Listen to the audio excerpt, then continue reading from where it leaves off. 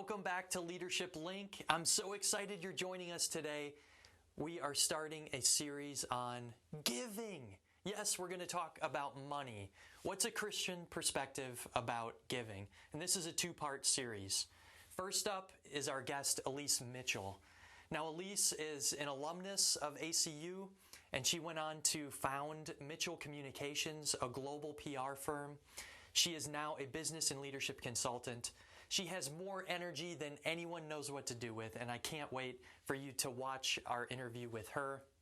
She's going to talk about what did giving look like for her as a business professional who became very successful, and she was blessed with many resources.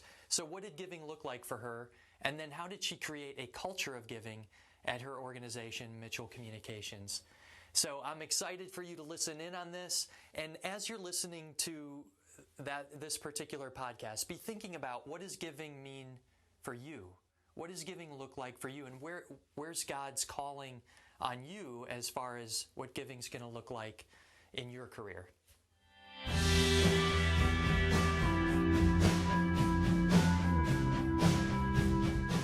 Welcome, Elise. Thank you so much for giving your time today. Thank you, Dennis. That was such a kind introduction. I'm excited to be here. Well, we have a great topic today, and we're going to be talking about giving and just the resources that God blesses us with as Christian business people. But I want, any of our listeners who might not be familiar with your background, would you be willing to just share kind of your business background? Yeah, sure. So I got my degree at ACU, was well prepared to go out into the business world. I had a career in the field of public relations. So after I left ACU, I went to Nashville, Tennessee, where I live today. And I worked for about 4 years in a public relations agency. I fell in love and got married, moved to Memphis, and I worked for 2 different advertising agencies, still in PR, but in the advertising world. And then went into corporate life, had a chance to be the director of corporate communications for Embassy Suites, Homewood Suites, and Embassy Suites, Hampton Inn, and Homewood Suites hotel chains. All of those chains together were owned by their parent company, which used to be Holiday Inn Inc. So I had a chance to be there for about 3 years. It was great to be in corporate life, but I found that my heart was calling me to entrepreneurship. So when my husband and I moved to Northwest Arkansas about 20 years ago, I took that opportunity to start my own company. So I built a public relations firm, as you mentioned, Mitchell Communications Group, grew it, sold it, then had a bit of a second career doing mergers and acquisitions with my parent company, which was very interesting, and then felt the entrepreneurial call again. And that's what I do now. I have my own consultancy doing coaching, leadership development, and business consulting. So I guess you would say I'm an entrepreneur at heart. No matter what I've been doing, I've brought an entrepreneurial mindset to whatever I've done. It's been a great ride. A true journey. I know you talk about journey mindset in your book, and when I think of kind of what you've been doing and what you've gone through, it's incredible to see the things you've been a part of and the rich experience that you've gained along the way. Yeah. So there's always a lot to learn. That's for sure. Yeah, for sure. So I know we're going to have Leadership Summit alumni listening to this, and they've heard some of your story, but the story that you tell about sitting on the lawn chair, not wanting to go to Northwest Arkansas, every time I hear that, I can visualize that and feel the tension. But who would have thought that Northwest Arkansas would become what it is today? Mm-hmm. Yeah, that was a moment. So it was the struggle of, we were trying to decide where to go after my husband was finishing all of his education and training when we were in Memphis. And I thought, big city, we're going to go live some fantastic big city, and I'm going to be able to continue my career in PR. And he fell in love with an orthopedics group. He was an orthopedic surgeon in training, and fell in love with a group in Fayetteville, Arkansas. and we went to visit, and I thought, oh my goodness, it's such a small town. This is not at all where I want to be. And that was where he wanted to go. And so the story goes, I sat in a lawn chair after work every day for 3 days, and I wouldn't talk to him. He would come out of the house to talk to me to say, okay, are you ready to just start talking about moving and packing and all that? And say, nope, I'm not talking to you yet. Go back in the house. And I was just so mad. And I remember, because I kept thinking, this is not the plan. I don't want to go here. And it all came down to at one point when I realized, either Elise, you can go and be bitter about this change, or you can go and let this change make you better. So bitter or better, what is it going to be? And I realized it was all up here. It was all in my mind and how I approached things. And so I thought, well, you know what? I always thought I might want to start my own company. Maybe this is the chance for me to do that. And of course, looking back, we see how fantastic a move that was and what a great place that turned out to be, not only to have a business and to have a career, but to raise a family and to have friends in a very growing and booming community, as it turned out to be. I just love that story. It's interesting how, and you even blogged about this, some of the unknown places, the things that we least expect, can be the things that are just what we need. Yeah. To break through. For sure. And this is so the way life turns out, isn't it, Dennis? I mean, that we plan and then other things happen, and of course, Bible even teaches us about this, that man makes all of these plans, but God is the one who directs our paths and our ways. And it isn't that we shouldn't plan, but we need to be agile and flexible and nimble. And as I say, have a journey mindset about the whole thing. It isn't all about reaching the destination. You have to be willing to go with the journey wherever it might lead, because there are some fantastic places you never could have even imagined to go if you're willing to stay on the ride. Wow. So that's a leadership podcast in and of itself, what we just talked about. So much value already. So you're an ACU alumnus, you mentioned that. And I love to kind of connect ACU experiences from a few years back to what students are doing now. So do you have a favorite ACU memory or a favorite place on campus that you used to hang out? Oh yeah, gosh, there's so many. But I guess my favorite experience that was truly a distinctive ACU experience was, and I don't think the students do it anymore, but on Tuesday nights at 9:00, we used to have devotional on the administration building steps. And it became a very popular thing to do, that everybody would sort of, stop their studying and go over, and you would just find a seat on the steps, and people were singing, and you could start a song, and there were prayers, and always one of the organizers would have just a short message, maybe just 5 or 10 minutes, like an idea or a theme, but it was just so beautiful underneath the West Texas sky, the stars. And you just felt like this is probably what heaven was going to be like. That was always my favorite sort of memory from those years, for sure. That's great. Yeah, I know they do a midnight worship on Fridays, but same idea, I'm sure. Yeah, in the middle of the week, though, what an opportunity! And those steps are so grand, I mean, it's kind of the best building opening that we have on campus. That's great. So, how about a favorite hobby? Well, motorcycling, right? I always tell people motorcycling saved my life, which they always think that's a funny thing to say, but it was because I was such a workaholic, and I was so busy building my business that I wasn't really taking time to enjoy life. And my husband and I, he'd always been a motorcyclist, and I agreed to get on the back of his bike and take a 10-day trip. And I never looked back. I got hooked on motorcycling. And that was when I rediscovered the joy in the journey. And still, we ride all the time. We just got back from a 2-week trip because, most trips this year in 2020 have been canceled. But we decided that maybe going on a motorcycle trip was something safe you could do in the middle of a pandemic. So because you're on a bike the whole time, but we had a great time. And it's just so much fun. And you have so much think time. And it's really challenging to learn to ride. So it's sort of like any great hobby that challenges you and stretches you, but it also occupies your mind so that you can sort of push to the corner of your mind those things that you should not be so worried about, or ruminations or limiting beliefs, things like that. You can set them aside and fully enjoy the experience of what you're doing. Yeah, and I love how you weave the hobby through your book, in trying to get us to a journey mindset, Mhm. rather than a destination mindset. Um, so let's get into our topic. I know people are excited about thinking about income and giving and how Christians should navigate that. We talked about a little bit already. As business people, in order to be successful, you kind of have to make some money, right, to keep the Mhm. business afloat. And that's kind of a testament to the fact that you're creating value for people, as if you're making a profit. So what do you think, what's kind of your perspective on, should Christians view income a little differently? Is there a different mindset that we take toward income? Well, when in my coaching practice now, I often will ask my clients, what does money mean to you?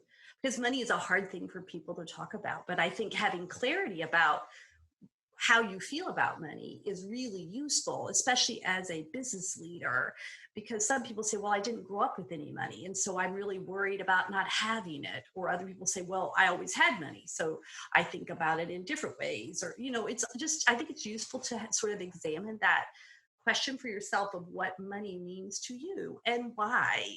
And how can you use that in a way that helps you become a better person? Because what we don't want, of course, is for any idol to take away our eyes from God and what we're capable of becoming as a business leader. So I think I have always tended to view money as just probably in the perspective of the parable of the talents in Matthew 25. That being a good steward is a quality and a capability that God, I think, fully expects of us. And it teaches us that too. And of course, the idea too of, if I am good with just a few things, maybe that God would reward me to be a good steward of much more. And so that promise to me was always a wow. So even when I don't have a lot, how do I be wise with what I have? So for me, money was less about how much you have, and it's more about what you do with what you have, and how resourceful can you be, and how can you use it to invest in an opportunity or resources or in your own professional development in order to become better over time. So I viewed money as sort of a way to get to the bigger, better goal. Mm. And that's a good way to think of money. It's a resource. It's not a be all end all. It's something that God gives to us to use, and it's really up to us to determine how we're going to wisely use it. Yeah, I love that perspective, because I think sometimes when we just myopically focus on money and money alone, it seems like that ends in a pretty bad demise. Mhm. But when we kind of view it more as a resource, and this is a byproduct of doing meaningful work, that tends to drive more success, or at least it feels like it should. Yeah, Um, yeah.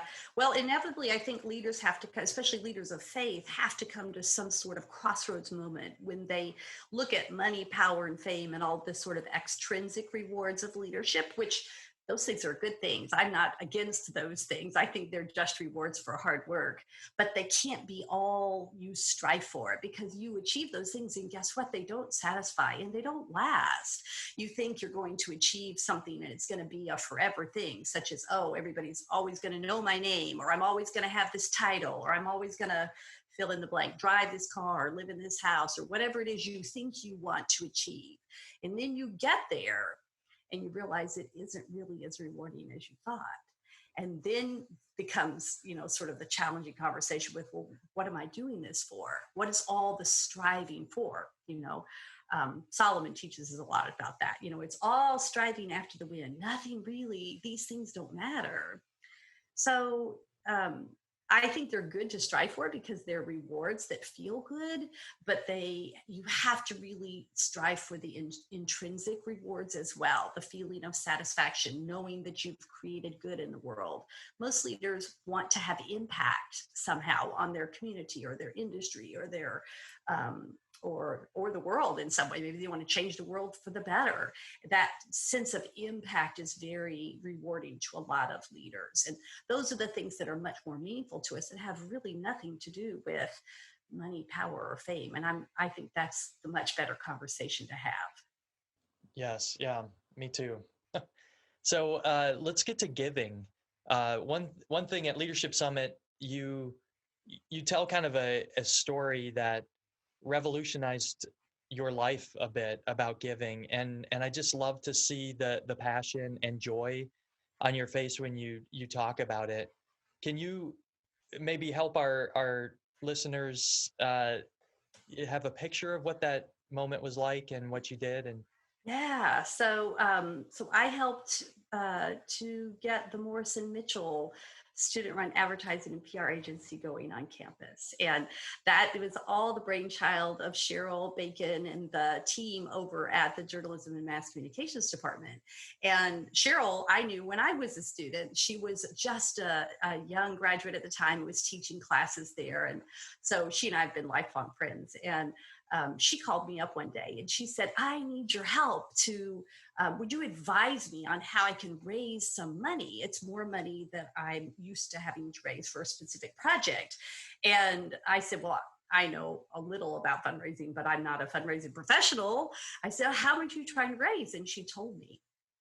And as she was explaining what it was for, I sort of had this moment of realization, this aha. I'd never had this moment before, but it was, oh, that's such a cool cause. She wants to start this student-run advertising and PR agency. I built an agency from scratch. This is my alma mater. Gosh, I even actually have that money that she's trying to raise. Maybe I should just give it to her. And that was just a sort of a moment that I've never experienced at to that time. I had not experienced it. But it was a whole lot of money to give. And I thought, I've never given that much money before. Should I do it? And it was sort of that moment of, well, should I give the money away or should I keep it? Well, maybe I should be investing that money. It was all that sort of, and then I thought, oh my goodness, Elise, you should just give her the money. And I did. Long story short, I gave it to her. And I came back to campus for the groundbreaking and all of that. I'm sorry, the grand opening. And when I was back at the office, they saw how much I had just glowed and changed from that trip. And they said, well, what did you do while you were on campus? I said, well, there was this grand opening for this agency at campus that I helped them get going. And they just said I was so different talking about that moment of giving. And I didn't realize it until they observed it. And one of my best friends, she says, you're really different now because the way you talked about that was so meaningful to you. And I kept thinking that was so meaningful for me to realize the intersection between my passions and interests and the ability to give, because I saw that sort of sweet spot moment of, gosh, I could really help. It'd take a lot of other people to help, but I could make a difference. And that felt so good. And I was just so drawn to the cause that Cheryl was focusing on. So over time, then after I was able to sell my company, then I was able to actually endow Morrison Mitchell so that it would always be here long after I'm gone. And that was another sort of great moment for me to think, wow, I never dreamed I could have had any kind of ability to have an impact like that. But just to know that you could, it just felt like this such a gift to give back. So it's less about the giving. It was more about the desire to help. I don't know if I'm describing it adequately, but it just this sense of clarity about, wow, this is what I need to be doing. This is my moment in time that I need to do something meaningful here. And I can, so I should. And that was just really powerful for me to be able to just act on that instinct and not really question it. It's such an amazing story. And, as I talk to students who are part of Morrison Mitchell, mm-hmm. It's such a blessing for them to gain that real life experience, to be engaging in real PR work while they're students. And so, that's a legacy that's definitely blessing people. Well, they're the best, and I love being around them. They fill my cup whenever I can be with them. Well, on behalf of them, thank you again. I'm sure they've told you many times. But the other thing I love about in your book, you talk about creating a culture of giving through a program called Ignite. Am I getting? Is it Ignite? Yeah. Can you tell us a little bit more about that? So when I came back from the the ribbon cutting at ACU, and everybody said, "Oh my gosh, you seem so different. What happened while you were there?" And I said, "Well, this thing, I remember going home and thinking about that, and I thought, I wish there was a way they could experience this, how it feels to give. I wish they could. I thought, well, I know that they're givers, but we could maybe give as a group. And so I came back into the office a few days later and I told my COO, I said, hey, I've got this crazy idea. And they always have this joke around the office that if I say I have a crazy idea, you should run from the building screaming because it's going to be some harebrained, nutty thing. But I said, I've got this idea, like, what if we gave our people like a day off and we gave them the time and the money and we sent them out into the community. We just said, just go give it all away. Like, just go give the money away to anybody that you come across that has a need, and then come back and tell the story of what it felt like to be the giver. You know, like, how did that moment change you for the better? And so he said, yeah, of course we could do that. So that's what we did. And we started it back then. It's about 10 years ago that we started doing that. And it's really one of my favorite days of the year because everybody goes out. We divide people up into teams that they don't normally work on. And we give them money and time. And of course, everybody knows the mission is to go out and figure out how to give the money away. And almost always it involves some sort of a hands-on project too. You know, like you give money to a women's shelter, or we've had teams help to build playgrounds for a children's center. We've had people go stand at the grocery store at the checkout line and pay for elderly people's groceries or people that clearly are in need as they go through, and just stuff like that. We've just done all kinds of things, gone to the veterans hospitals. There's just all sorts of stuff you can do. You just have to open your eyes and look around to see what there is to do. But then the best part of the day is when everybody comes back and says, you're not going to believe what happened to us. And they tell these amazing stories of people they met and the gratitude that people expressed for the help that was received. And you can just see them glow. And they say it was just a great day for them. So I felt really happy that they had a chance to feel what I had felt. And it's something now that we do every year at the agency. And, you know, thinking about the shared experience, so not only are people being given to, and then your employees giving to them, but the relationships they're forming, it's a different type of bond when between working together, and then we get to go give away money. I know. Yeah.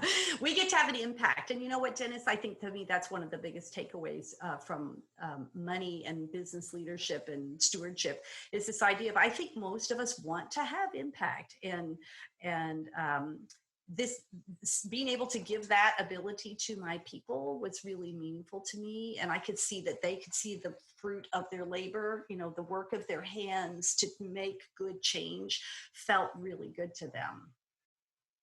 Wow, what a culture building activity for sure. So we have undergraduates listening in. We'll probably have some ACU Dallas graduate students and definitely alumni of the university. Do you have any encouragement or specific advice you might give to them as they're contemplating careers and what their lives are going to look like as they finish school? Well, it's the main lesson in my book that you mentioned a little bit earlier about having a journey mindset. I was so focused on the destination, which I tell people, you know, that's just being a driven leader. That's not a bad thing. I don't beat myself up for being driven. I think that's good. You can get a lot done when you're driven. But when we become overly obsessed with our goals and achievement, and it becomes all we're focused on, and you see people get sort of sucked into their careers, especially when you step into leadership and you're working 12, 14-hour days and you're working 6 or 7 days a week, and it just becomes so all-consuming and you lose perspective about your life. And that's what had happened to me. And in hindsight, I look back and I think I also was maybe running from the hard parts of life because I was good at business and it was easier for me to be at the office and, you know, sort of directing things rather than to, you know, raise teenagers or work on your marriage or work on yourself. You know, those are harder things to do in life. And so if we allow business to become our sole focus, it really hurts us, and we're not really becoming all that we're capable of being. And so I learned on that first motorcycle ride, you know, I rediscovered joy in the journey, and I began to realize I need to have more of that journey mindset, which is life is a journey. It's a learning journey. It's meant to be experienced. I shouldn't be rushing through all of these, all of my days and my weeks and my months and my years. I shouldn't be only focused on just getting to the goal. I need to fully experience them be in the moment, be present, really just enjoy the ride and understand that it's a process. And I've told this before to many people before, is you can't have it all, but you can't have it all at the same time. And that's kind of an example of that mindset, is remember that life is a journey and things will come and things will go. But you want to live your life the best that you can and see it as a long-term proposition, not something to just focus on achieving. Yeah, that's so great. Wow, thank you so much, Elise, for sharing your time. I think students really wrestle with the idea of business and faith, and when you throw money into it, it gets kind of uncomfortable to think about. But I just love your advice about um, you know keeping it a journey, keeping your perspective not on money alone, but trying to make sure that we're trying to bring value to people and meaning in our work. And so, and I would just want to thank you for being such a great role model and speaking into the lives of students. I've seen you at Summit meeting with people who want to be entrepreneurs, and just I see that you're a giver, like a true giver. And so I want to thank you for who you are and what you've done, and for having this conversation with me today. Thank you, Dennis. I love ACU, and so anything I can do to help the work that you are doing there, I'm all about that. Thank you for all that you do to pour into the lives of students. Well, thank you. So Mhm. our students now get to have their discussion on what giving's going to look like for them, and kind of what their perspective on income will be moving forward. And so my guest today was Elise Mitchell, and we're blessed to have her a part of the ACU community and all that she's done for us. So thank you again, Elise. And students, can't wait to hear about the discussions.